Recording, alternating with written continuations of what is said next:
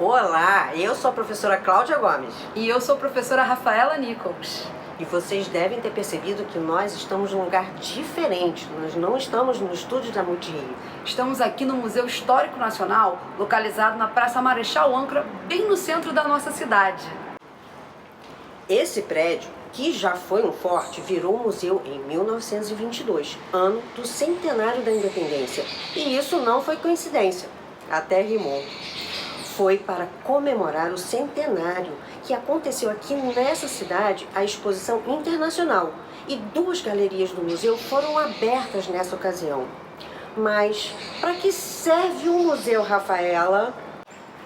O museu é um lugar de conservação da história e da memória. No caso, aqui do Museu Histórico Nacional, a gente está pensando na memória do Brasil.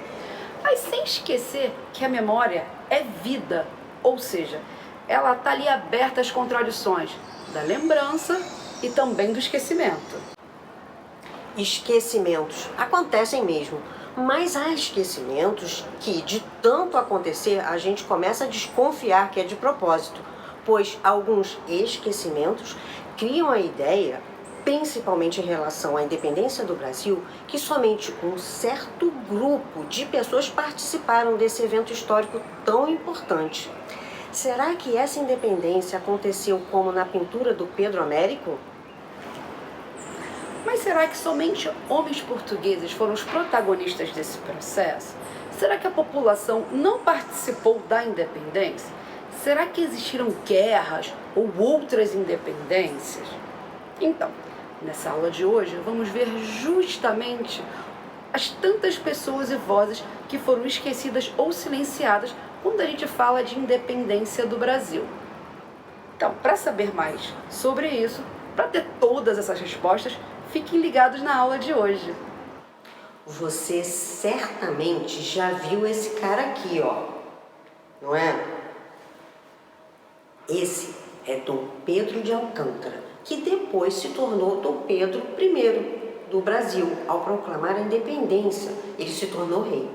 Desse nenhum livro esquece de falar.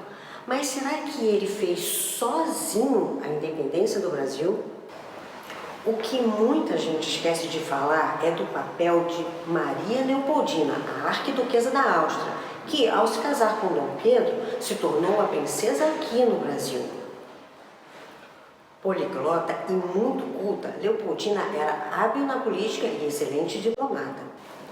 Segundo as cartas dela à irmã Maria Luísa da Áustria, que na época era esposa do Napoleão, a arquiduquesa criticava a indecisão do marido, que às vezes se mostrava muito obediente às ordens das cortes e disposto a obedecer ao pai e retornar a Portugal.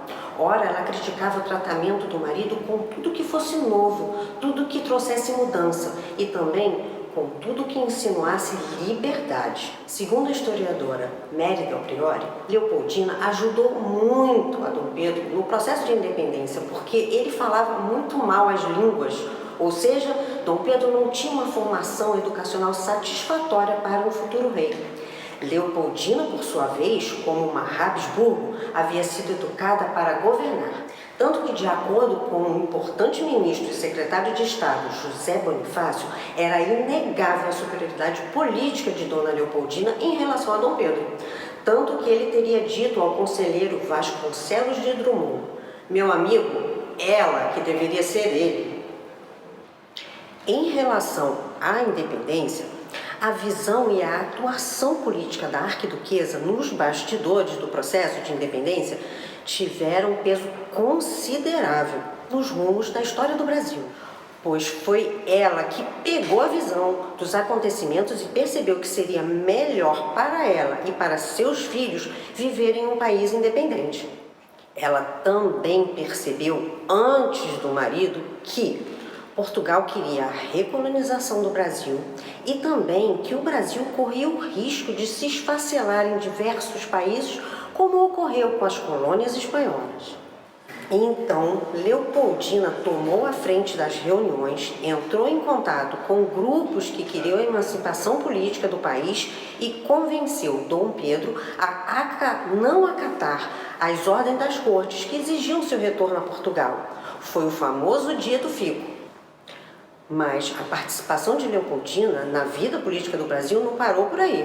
Foi ela que contratou soldados e marinheiros mercenários para a Marinha Brasileira e, junto com Dom Pedro, implementou a cavalaria. Mas, nesse meio tempo, uma série de movimentos obrigaram Dom Pedro a viajar para conter as insurreições e dialogar com as elites locais em busca de apoio político para governar o Brasil numa possível independência. Na verdade, Dom Pedro foi ratificar, junto aos apoiadores, que o novo governo independente não mexeria na estrutura de produção brasileira, ou seja, não acabaria com a escravidão no Brasil.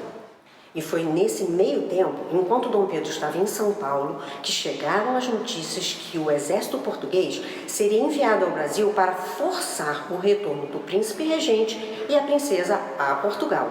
Foi, então, nessa conjuntura que Leopoldina, que governava o país como regente interina, convocou e presidiu a reunião do Conselho de Estado em 2 de setembro de 1822 e assinou o decreto que separava o Brasil de Portugal. Ou seja, foi Leopoldina a primeira mulher a governar o Brasil e o tornou independente. Depois ela escreveu uma carta ao marido comunicando a decisão dela e que ele só precisava ratificar a atitude. Assinada a independência do Brasil e ratificada por Dom Pedro, a jovem princesa seguiu atuante nos negócios diplomáticos do novo império.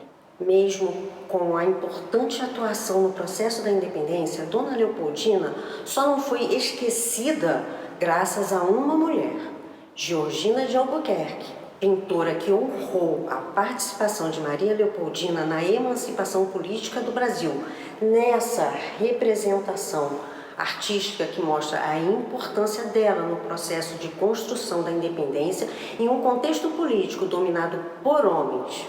Bem, se fecharmos os olhos e pensarmos na independência, com certeza nós vamos imaginar aquele quadro do Pedro Américo com vários homens em cavalos, vai ter um mais ao centro com uma espada levantada, quase um herói. O problema é que esse quadro ele foi feito há mais de 70 anos depois da independência.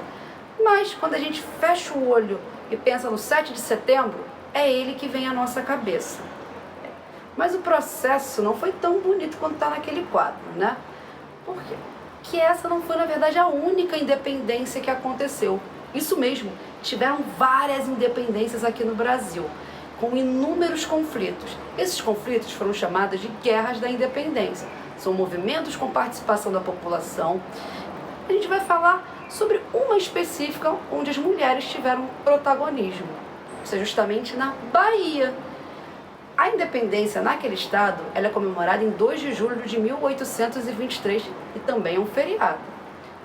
A Bahia já tem em seu histórico revoltas com líderes populares, como a Conjuração Baiana, mas naquele início do século XIX, a Bahia era praticamente um barril de pólvora. A população ela não vai aceitar a nomeação de um português como governador de armas da Bahia, que era o Madeira de Melo. Após a inspeção à infantaria baiana, composta em sua maioria por pessoas nascidas no Brasil, o conflito começa. A linha de frente da resistência baiana era formada por pessoas negras, enquanto as elites fugiram lá para o recôncavo. Vale destacar a participação de 3 mulheres importantes nesse conflito: Maria Quitéria, Joana Angélica e Maria Filipa. A Maria Quitéria ela vai participar efetivamente, ativamente do processo.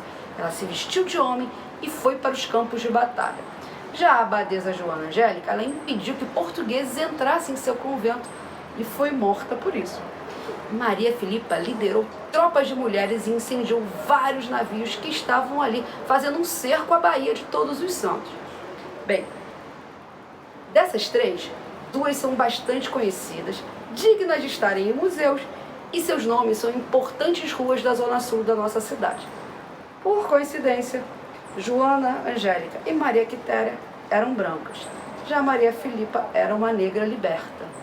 Maria Filipa de Oliveira era uma negra liberta descendente de sudaneses. Era uma marisqueira e excelente capoeirista, descrita como uma mulher que possuía força física.